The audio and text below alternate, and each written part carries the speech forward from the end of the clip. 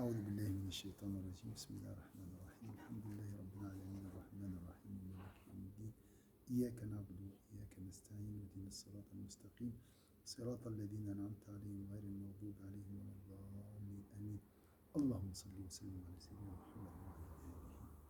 Alors, la question est toujours là.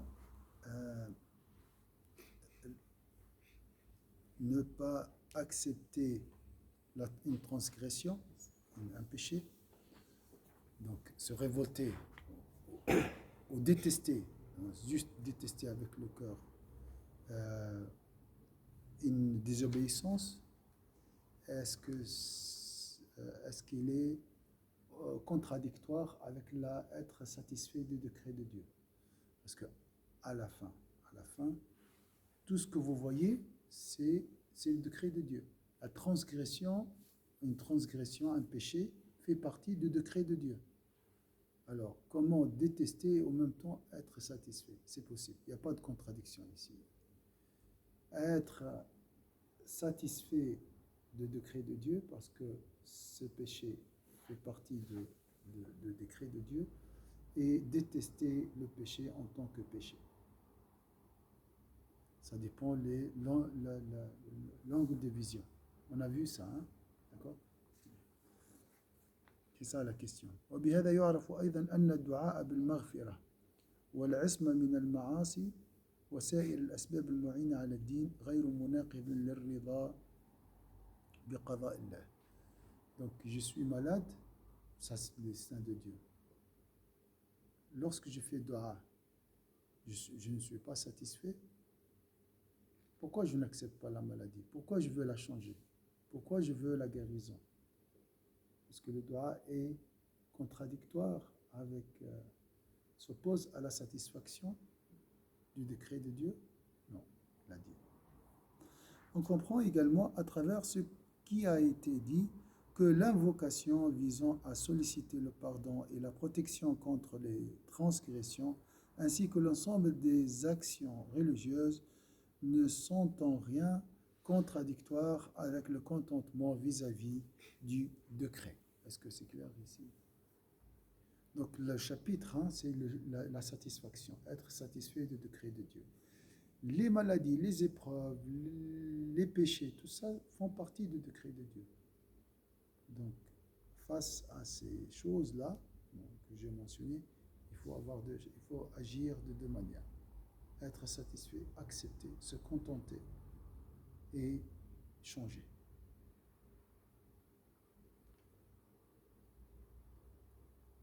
Nous, qu'est-ce qu'on fait? Si je suis malade, j'essaie directement de me guérir. J'ai trouvé la guérison. Mais bon, d'abord accepter. Voilà. Bon, dans la maladie, on accepte. Dans le péché, en cas de transgression, on a de la peine à accepter que c'est un destin de Dieu. Mais que si on commet le péché nous-mêmes. Oui. C'est le décret de Dieu, non? Ou bien c'est... Ou bien, oui, le bien et le mal proviennent de Dieu. Donc, si tu dis le décret, c'est la transgression des autres, donc ta transgression ne fait pas partie du dessein de Dieu, elle appartient à qui alors? Elle appartient à quel destin? Est-ce que je l'ai fait indépendamment du pouvoir de Dieu? La même chose, la transgression de l'autre, ou bien ma transgression, ils font partie du destin de Dieu. Ouais. Donc, puis il nous a dit, vous repentir, et si on est sincère dans le repentir, on a l'apaisement. Voilà, tu fais le repentir. Ça, c'est une obligation. Donc, deux choses obligatoires en cas de transgression ou bien une épreuve. Accepter et changer. Être satisfait et changer. N'oubliez pas le côté de l'acceptation. Ça peut amadouer un peu les sentiments de culpabilité. Ça aide. Ouais, mais c'est vrai que j'avais jamais. Pour la maladie et tout, oui, mais là, c'est pour la péché. C'est moi le responsable. Oui, c'est vrai. Mais aussi, c'est un destin de Dieu. Comme ça, tu équilibres. في نفس الوقت هو قدر الله.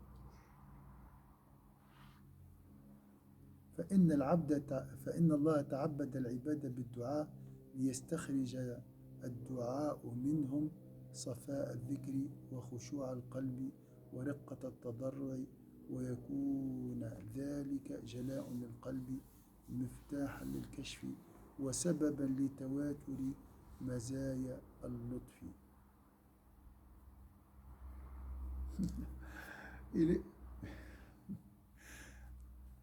Il va nous donner un exemple qui nous explique que l'action ne contredit pas la satisfaction. Si je agis, c'est pas parce que je me révolte contre le destin. On va voir. Mais pourquoi le dua alors? Pourquoi nous faisons le dua?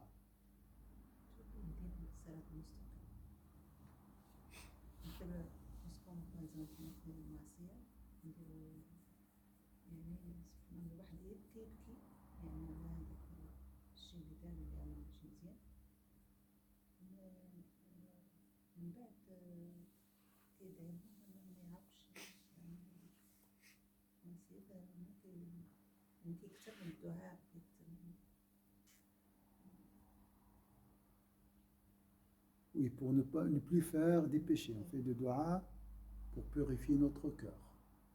Voilà l'objectif de dua. C'est la purification du cœur. C'est la soumission à Allah. C'est pour manifester cette soumission. C'est pour ça qu'Allah nous a demandé de faire dua. C'est pour adoucir notre cœur. Avec les péchés, on s'éloigne. Voilà. Et lorsqu'on fait le dua, on s'approche. Donc, il a un effet purificateur, le dua. J'ai fait le dua parce que j'ai pensé que je suis tout seul. Il n'y a personne qui me contrôle. D'accord? Lorsque je fais dua, je me soumets à Allah Azzawajal. Je lui manifeste mon insignifiance et mon besoin. C'est ça l'objectif de dua. Vous voyez, ça n'a rien à voir avec le destin. Parce qu'il y a des gens qui ne font pas le dua, ils continuent à l'utiliser. Voilà. Si on ne demande pas à Dieu, on ne peut pas réformer notre cœur. On comprend également à travers ce qui a été dit que l'invocation visant à solliciter le pardon et la protection contre les transgressions, ainsi que l'ensemble des actions religieuses, ne sont en rien contradictoires avec le contentement vis-à-vis du décret. Dieu, en effet, a fait. Et ça, il est même ici, il va te donner la finalité de dua. Il faut bien noter ça. Il va nous expliquer la finalité de dua. Pourquoi je fais de dua? Il y a des choses formidables. Dieu, en effet, a fait de la supplique une forme d'adoration. La supplique, c'est quoi? Dua. Hein? Voilà. Donc, dua, la supplique. Dua, la supplique. L'invocation, c'est traduit des fois par invocation. Et le dhikr, évocation. Évocation, c'est subhanallah, subhanallah. Invocation, c'est demander, invoquer. Alors, ici, c'est traduit par la supplique aussi. Alors, Dieu, en effet, a fait de la supplique une forme d'adoration afin que, notez tout ça, afin que de cette prière découle le souvenir épuré. Le souvenir d'Allah épuré. Ça veut dire quoi le souvenir épuré? Safa al-dhikri. Voilà. Vraiment, là, tu penses uniquement à Dieu.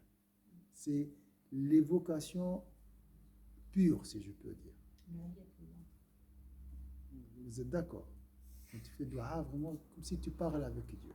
Donc, ça c'est la première, le souvenir épuré. Le recueillement. Le recueillement. Bien sûr, on voit ce qu'il nous demande. Hein. Et la ferveur dans le cœur.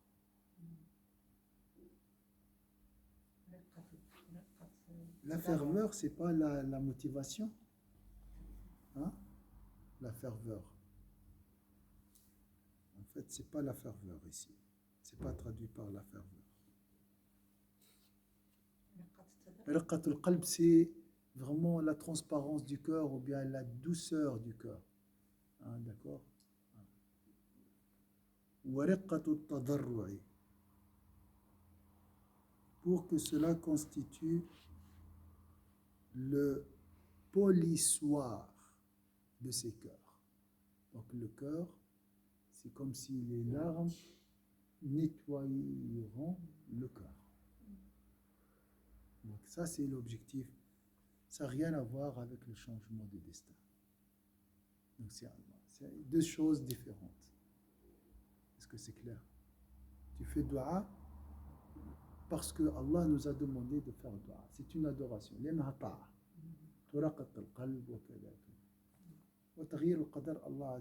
C'est Allah qui change le destin.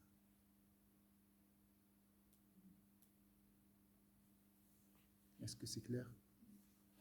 Et j'ai fait le dua pourquoi? Parce que Allah m'a demandé de faire dua. C'est tout.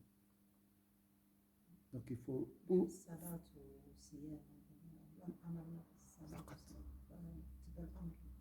Donc ce n'est pas la prière qui va te rapprocher de Dieu.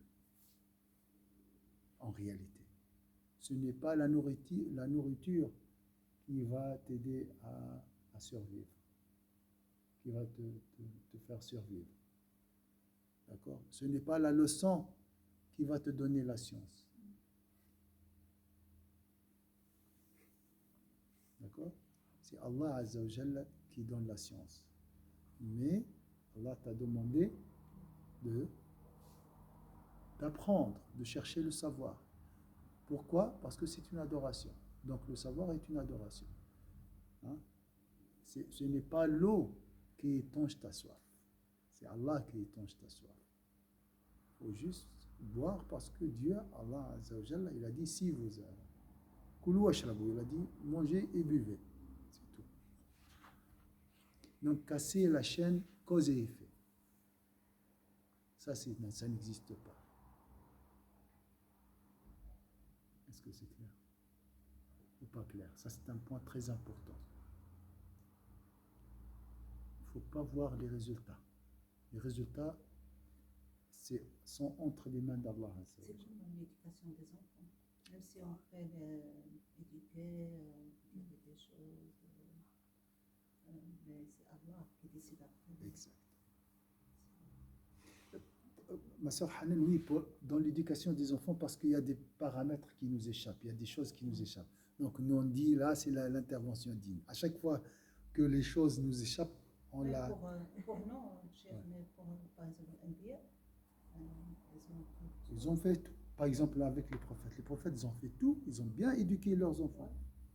Mais l'autre, sa femme n'était pas dans son camp.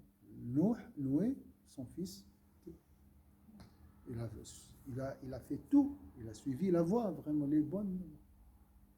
Donc ça prouve que les causes ne sont pas liées au résultat. On doit suivre les voies et les causes parce que Allah nous a demandé de faire ça. C'est tout. Ça nous soulage beaucoup. Tu dis, ouais, j'ai invoqué Allah Azza wa Jalla 20 ans, mais j'ai rien ressenti, il n'y a pas d'amélioration. Tranquille, tu as invoqué, tu as fait ce que tu dois faire. Merci. Tu as obéi à Allah Azza wa Jalla. Alhamdulillah. C'est Allah qui décide quand et comment il va t'élever. Et les gens, ceux qui font le lien toujours cause et effet, qu'est-ce qu'ils vont faire? Arrêtez. Abandonner. Parce que on pense que c'est lui le régent de son destin. C'est lui qui gère son destin.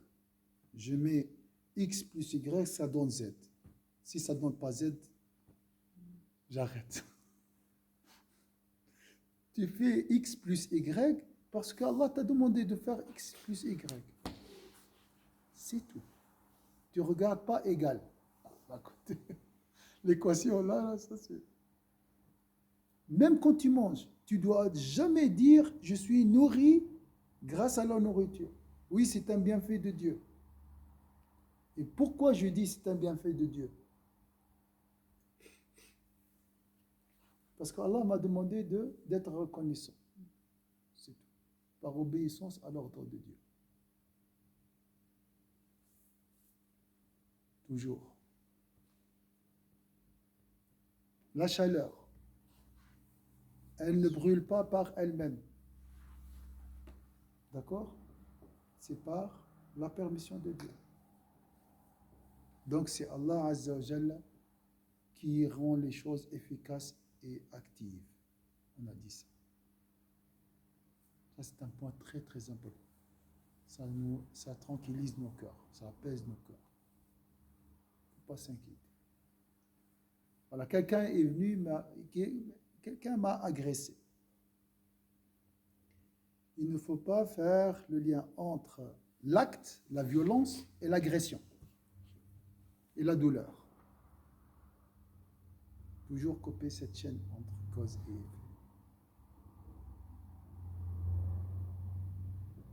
C'est une autre manière de voir les choses. Une fois qu'un frère, il m'a raconté une histoire, quelqu'un est venu avec de l'eau chaude. Il lui a reversé comme ça. Il était là, à quelques centimètres, il n'est pas loin il lui a versé sur son ventre. Il m'a dit, Allah m'a protégé, j'ai rien senti.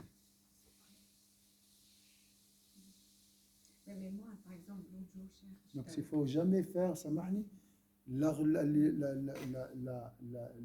lien automatique, machinal, mécanique entre les causes et effets. Il m'a jeté de l'eau, il va me brûler. Non, il m'a jeté de l'eau, ça c'est une transgression, tout ça, mais les brûlures, c'est la décision de Dieu.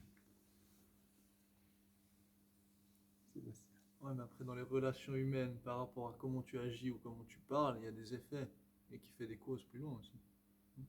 Alors, comment répondre à l'agression? Pas forcément exemple, une agression. Provocation, quelque chose comme ça? Non, mais tu peux avoir dans plein de situations différentes par rapport aux relations humaines. Oui. Alors, dis-moi un exemple, comme ça on peut discuter. Un exemple. Je sais pas, comme ça, tu peux par exemple complimenter quelqu'un qui n'a pas de faire mentir, faire un faux compliment pour te faire apprécier, par exemple. D'accord. Donc tu fais un faux compliment afin que la personne... Ouais, ça être hypocrite, quoi, on va dire. Voilà, oui. Je veux dire, il y aura un effet de quelqu'un, il peut t'apprécier alors que tu es hypocrite avec lui, je sais pas comment dire. Oui, mais c'est pas automatique aussi. Il n'y a pas d'automatisme. Tout ce qui est résultat, c'est par la permission de Dieu. Il faut couper la chaîne. C'est Dieu qui a voulu que cette personne t'a apprécié ou quelque chose comme ça. Oui, Ça n'a c'est rien à Dieu voir, qui donne le pouvoir. ça rien à voir avec ton hypocrisie. Ça n'a rien à voir avec ton hypocrisie. La personne peut être hypocrite, il peut faire tout pour être accepté et agréé par les autres, mais son action n'aboutit pas à cela. Il n'arrive pas à atteindre son objectif. Est-ce que c'est clair? Comment ça n'arrive pas à atteindre son objectif? Oui, tu peux faire tout pour voler les cœurs des gens, d'accord, par l'hypocrisie, mais sans résultat. Parce que Allah a décidé autrement. Donc il n'y a pas de lien entre les causes et les effets.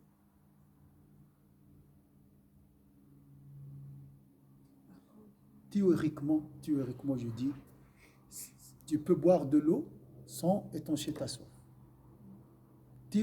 Pas théoriquement, c'est possible ça. Mais c'est Allah Azza wa Jalla qui a voulu que l'eau étanche la soif.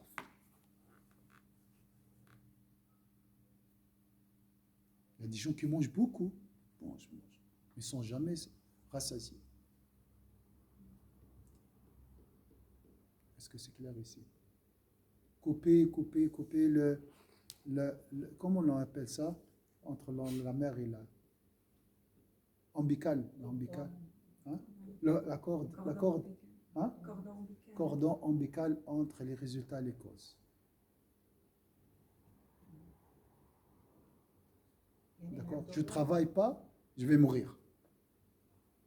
Je ne travaille pas, je ne peux pas avoir un salaire. J'ai travaillé, je mérite un salaire. Je travaille parce que Dieu m'a demandé de travailler. Même si la maladie, chef, parfois les médecins disent qu'il reste 6 mois pour mourir, mais il y a des gens qui... Là, on dit 10 miracles. Tout est miraculeux. Tout est miraculeux. Est-ce que c'est clair ici? Ça aide beaucoup. Hein?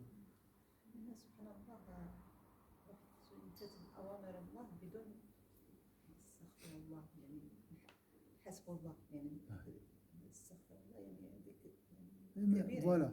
Faut pas, comme elle a dit, il ne faut pas imposer quelque chose à Allah et attendre quelque chose d'Allah. Tu fais et c'est tout.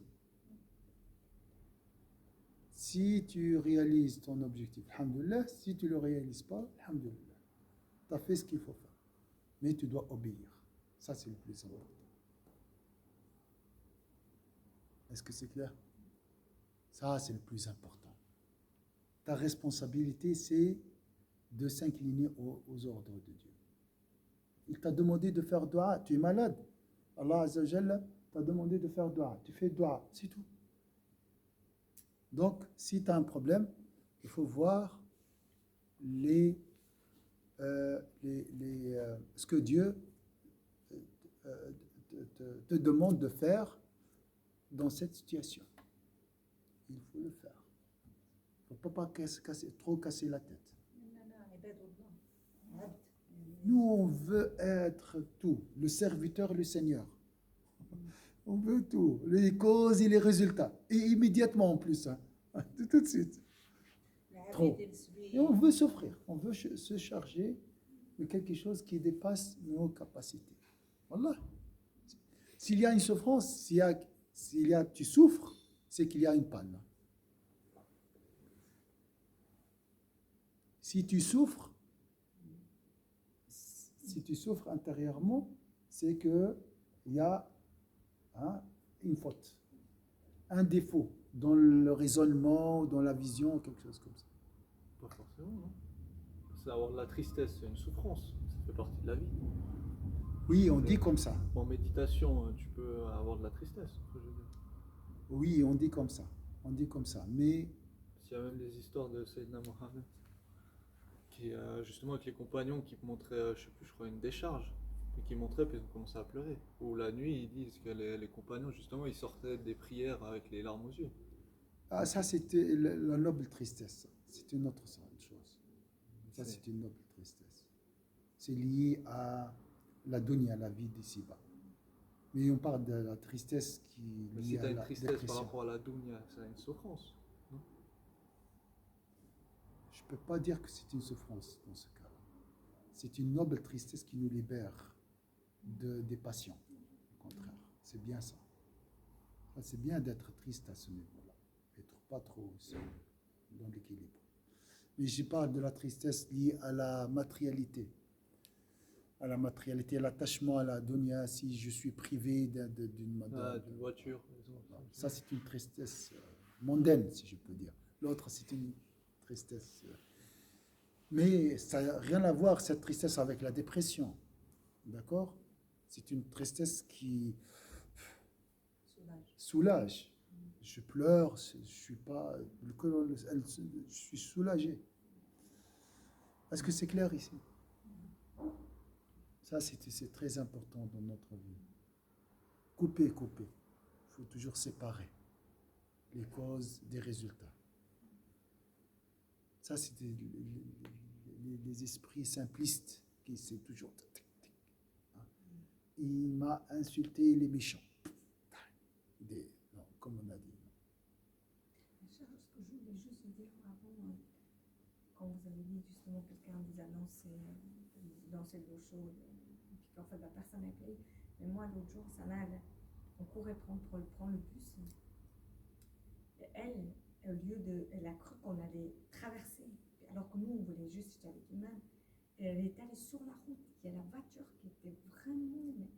Mais maintenant, moi, c'est vrai que je l'ai tirée, mais ça se passe tellement en fraction de secondes que vous ne savez pas. J'ai dit, mais qu'est-ce qui s'est passé? Comment là, il a. Voilà. Il y a les anges aussi. Il y a les anges. Une sœur m'a raconté une histoire aussi, surtout ce qu'on appelle les réflexes. On dit réflexe. Toujours, nous attribuons les choses à nous-mêmes. Comme si elle m'a dit, je voulais passer, comme ça, traverser la route, et deux mains m'ont arrêté, comme ça. Deux mains, c'est pas vraiment qu'un réflexe ou bien j'ai regardé. Et juste après, une voiture a roulé vite devant, a passé vite devant elle.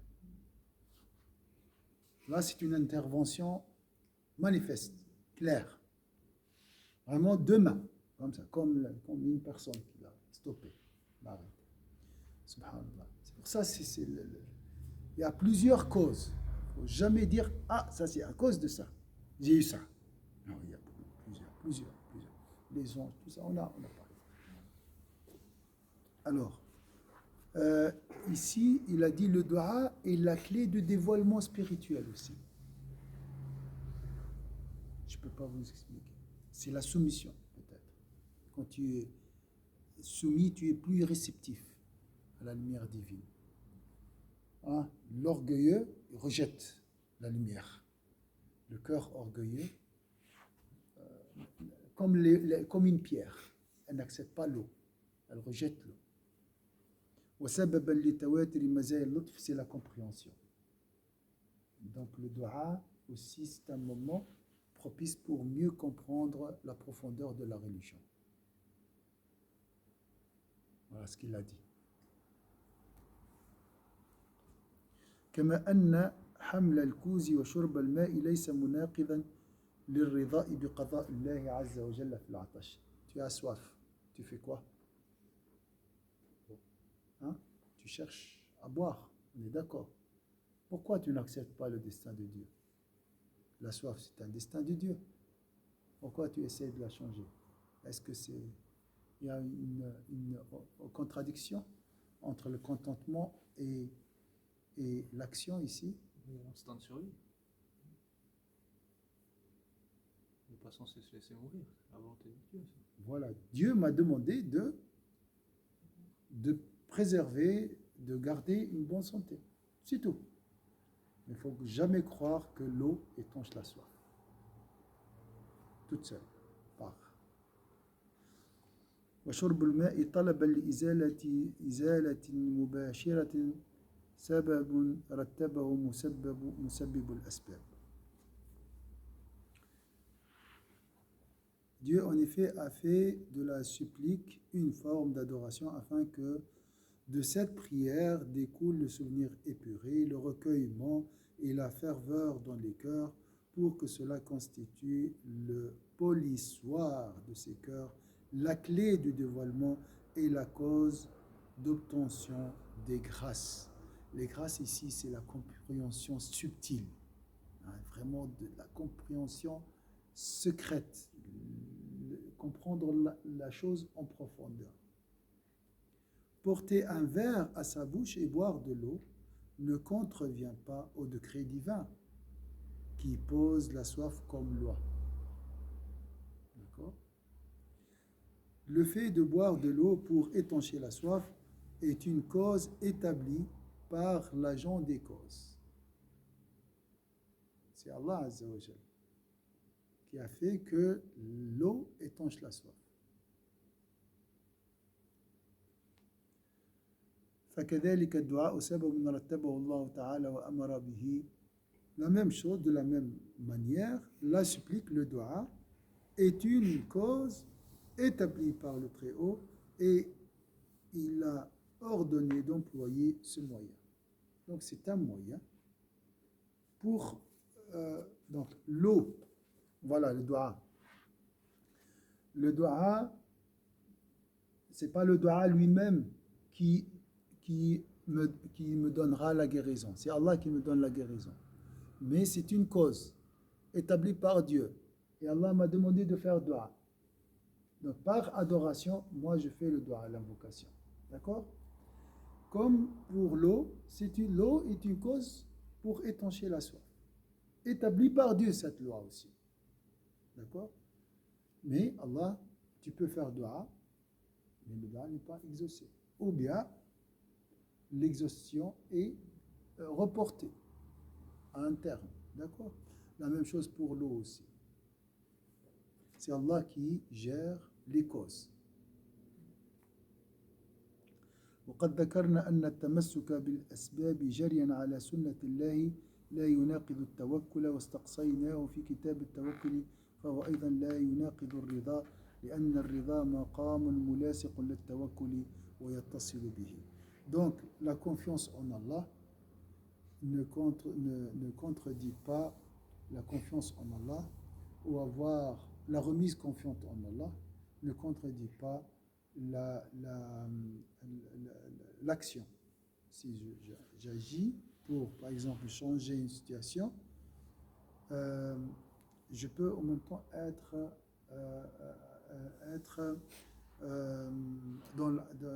avoir en même temps la confiance en Allah. La confiance en Allah et la satisfaction sont liées, sont très proches. Il a un livre qui s'appelle La remise confiante en Allah et l'unicité de Dieu. At-Tawhid wa Tawakkul. La remise confiante en Allah et l'unicité. Ça, c'est un livre très, très. qui parle de destin. Ouais,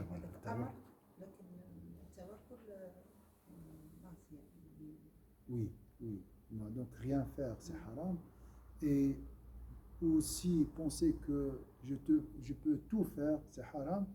Et il faut agir et en même temps croire que c'est Allah Azza wa Jalla le seul acteur et j'agis parce que Dieu m'a demandé d'agir, c'est tout. Voilà, c'est un ordre, moi j'exécute l'ordre, c'est tout. Ça va te donner, Inch'Allah, la remise confiante en Allah. De la même manière, la supplique est une cause établie par le Très-Haut et il a ordonné d'employer ce moyen.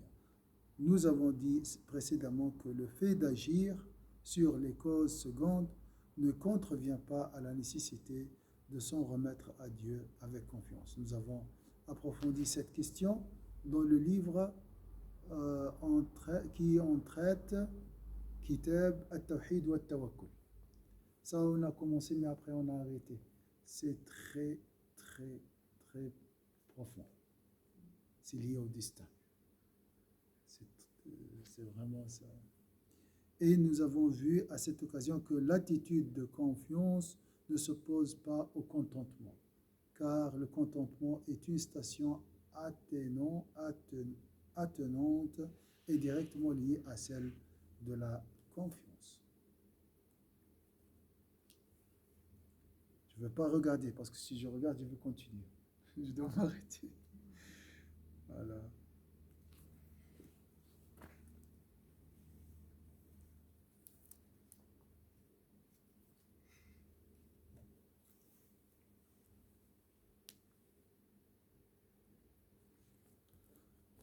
C'est très beau ce qu'il a dit. Quelle heure maintenant?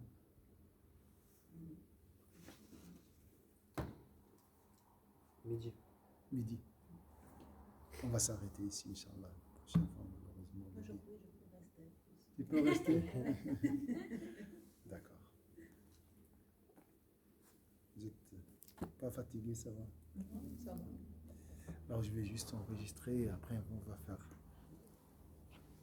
un peu